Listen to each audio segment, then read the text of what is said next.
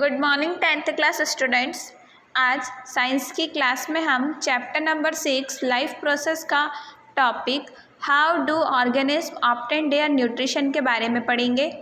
Since the food and the way it is obtain differ, जो food है और उसका जो तरीका है जिससे वो हमें मिलता है वो क्या है, बहुत ही अलग है। The digestive system is different in various organism, और जो अलग अलग ऑर्गेनिज्म रहते हैं, जीव रहते हैं, उनका जो डाइजेस्टिव सिस्टम रहता है, पाचन क्रिया वाला जो सिस्टम रहता है वो कैसा रहता है, अलग अलग रहता है सभी ऑर्गेनिज्म का। इन अ सिंगल सेल ऑर्गेनिज्म में the food may be taken in by the entire surface. जो सिंगल सेल ऑर्गेनिज्म रहते हैं उसमें जो फूड रहता है वो एंटायर मतलब अंदर कैसे आता है, उस अंदर कैसे आता है, वो एंटायर सरफेस के द्वारा अंदर आता है। But as complexibility of the organism increases, लेकिन जब ऑर्गेनिज्म की कम्प्लेक्सिबिलिटी रहेगी वो क्या रहेगी, जैसे जैसे इंक्रीज होगी, different parts become specialized to perform different function. जैसे जैसे उस ऑर्गेनिज्म की जो क्षमता है, ताकत है, वो क्या होगी, बढ़ते जाएगी, तो उसका जो बॉडी के डिफरेंट पार्ट्स है वो सभी क्या करेंगे, एक स्पेशल फंक्शन, अपना जो स्पेशल फंक्शन है वो परफॉर्म करेंगे। फॉर एग्जाम्पल पर amoeba takes in food using temporary figure like extension of cell surface which fuse over the food particle forming of food vacuole. जैसे कि अमीबा क्या करता है, फूड के अंदर टेम्पररी प्रेजेंट रहता है उसकी सेल सरफेस पर, और वो क्या करता है, फूड पार्टिकल को फ्यूज़ करता है और किसके फॉर्म में बनाता है, वो फूड वैक्यूल के फॉर्म में बनाता है। आप ये फिगर 6.5 में देख सकते हैं। ये देखो न्यूट्रिशन इन अमीबा।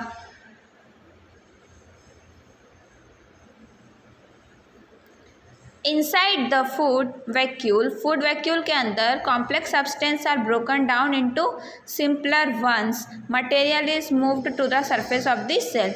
इसमें क्या रहता है, फूड वैक्यूल में क्या रहता है, जो कॉम्प्लेक्स सब्सटेंस रहते हैं वो ब्रोकन डाउन करके क्या बना लेते हैं, जो साइटोप्लाज्म रहता है डिफ्यूज होकर क्या बनाते हैं, वो साइटोप्लाज्म बना लेते हैं। The remaining undigested material is move to the surface of the cell. और जो अनडाइजेस्टेड मतलब जो डाइजेशन वाला, जो फूड डाइजेशन नहीं होता है, वो सेल के द्वारा क्या रहता है, बाहर निकल जाता है।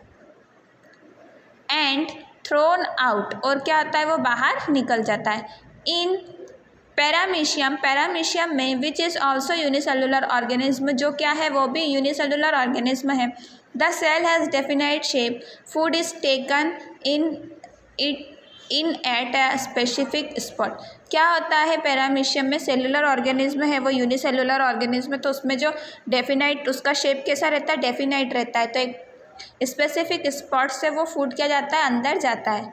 Food is moved to this spot, food क्या करता है, इस स्पॉट पे मूव करता है। By the movement of cilia, किसके मूवमेंट से, सीलिया के मूवमेंट से। Which over cover the entire surface of the cell, जो क्या करती है, सरफेस जो रहता है, एंटायर सरफेस उसको कवर करके रखती है। Nutrition in human beings. अब ह्यूमन बींग्स में न्यूट्रिशन कैसा रहता है, कैसे आता है ह्यूमन बींग्स में।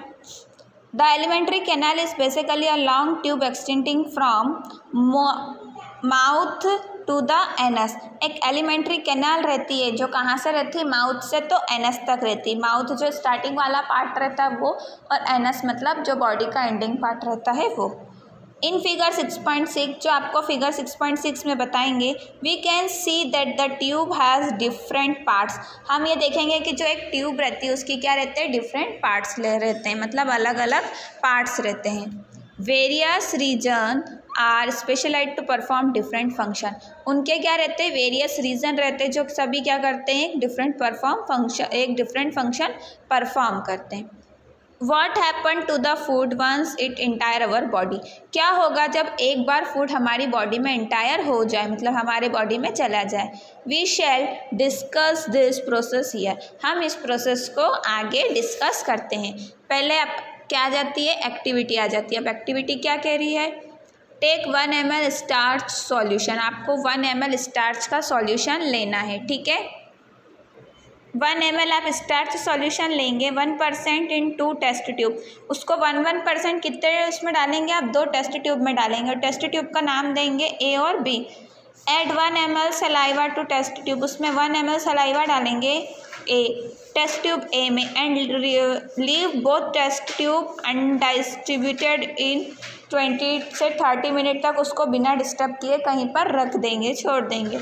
Now add a drop of dilute iodine solution in the test tubes, अब उसके अंदर क्या डालोगे, डाइल्यूट जो आयोडीन सॉल्यूशन रहता है वो आप डालोगे। In which test tube do not observe a colour change, क्या होगा इसमें जो टेस्ट ट्यूब में रहेगा उसमें क्या रहेगा, कलर जो है वो चेंज हो जाएगा। What Thus, this indicate about the presence or absence of starch in 2 test tube. अब आपको क्या इंडिकेट करता है, प्रेजेंस ऑफ स्टार्च इन दोनों टेस्ट ट्यूब में। What does this tell us about the action of saliva on a starch? अब आपको ये कैसे पता चलेगा कि जो सलाइवा है वो स्टार्च के ऊपर कैसे वर्क करता है। We eat various type of food which has to pass through the some digestive tract. हम अलग अलग प्रकार का जो फूड है उसको ईट करते खाते हैं, जो क्या करता है, एक ही जो हमारा डाइजेस्टिव ट्रैक्ट है उसमें से पास होकर जाता है। Naturally the food has to be proceed to generate particles which are small and to some texture.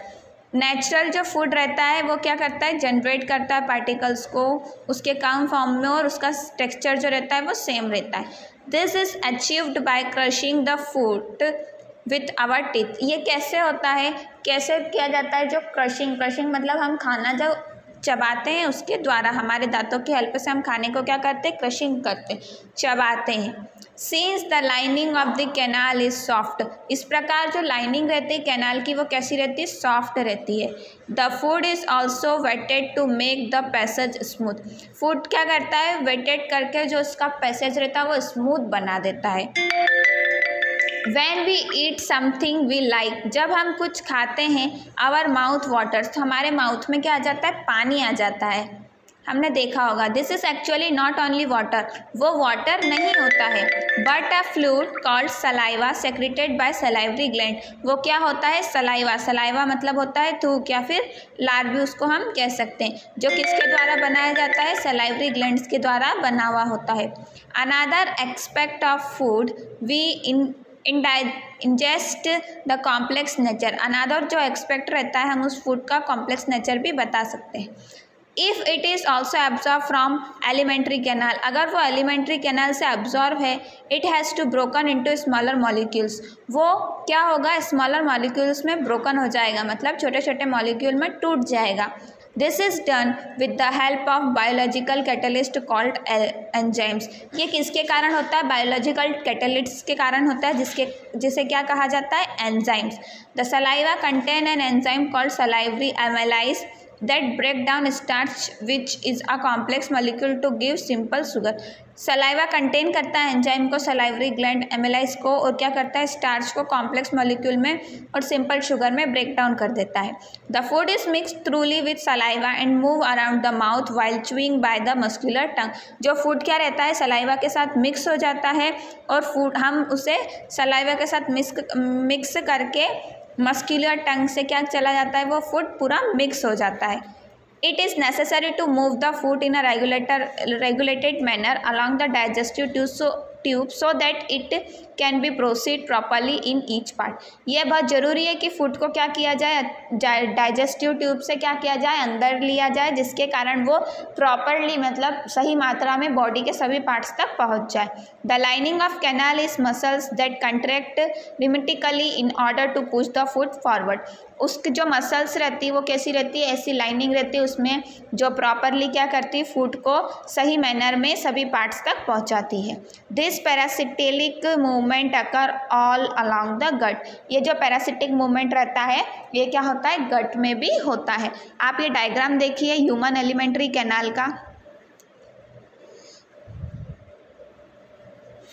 10th class students, अगर आपका ये जो चैप्टर है स्टार्टिंग से अगर छूट गया है तो आप स्कूल के यूट्यूब चैनल पर इसे स्टार्टिंग से समझ सकते हैं। आपकी साइंस की क्लास आज यहीं पर फिनिश हुई, नेक्स्ट क्लास में हम इसी के आगे से कंटिन्यू करेंगे।